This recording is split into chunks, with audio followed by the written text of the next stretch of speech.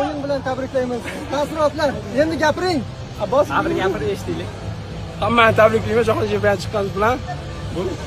Qanday o'tdi? O'yin haqida keling. O'zinglar ko'rdinglar, zo'r. Gol yutqizmading. Qasos. Revansh olindi.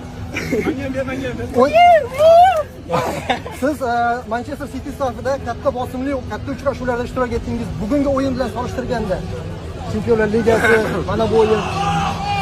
O'zbekistonda o'yini sal qiyinroq o'tadi, chunki hamma nimani bizada bo'ladi, ko'p odam ko'rsatadi. O'ylaymanki, yaxshi o'tdi bugungi o'yin. Terma jamoa bosh murabbiy qanday ko'rsatmalar bergandi, aynan himoyachilarga? Akalarga zo'r beryapsiz, savolim bor. Javob. Bunaqa narsa aytilmaydi aka. Bu savolga javob berish qiyin. Xo'p, keyingi savol. Bu yoqqa ham o'ting.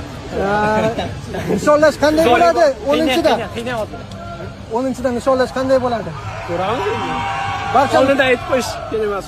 Hozir butun O'zbekiston ko'ryapti sizni. O'zbekistonlik muxlislarga, sizning muxlislaringizga fikrlaringiz. Salom nima? Salom.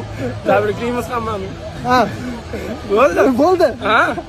Hozir yig'lavoradi aka. Tabriklaymiz, zo'r o'yin. Rahmat. Abbos, Men keturaymi? turing. Do'stingizning yonida turing. Do'st bo'lsang, Abbos. Xo'p, Abbos, tabriklayman. Juda og'ir o'yin, juda og'ir yo'l bosib o'tildi va yangi tarix yaratilyapti shu haqida. Alhamdulillah. Bu g'alabaga erishishni butun xalqimiz juda ko'pdan beri kutdi. O'zbekiston futboli, O'zbekiston xalqi jahon chempionatiga chiqishga haqli edi deb o'ylayman, chunki bu ajoyib jamoa bilan chiqmasa uyat bo'lardi. Xudoga shukr, bu uddaladik. Alloh bersin. Ko'tarib olib ketib qoldik.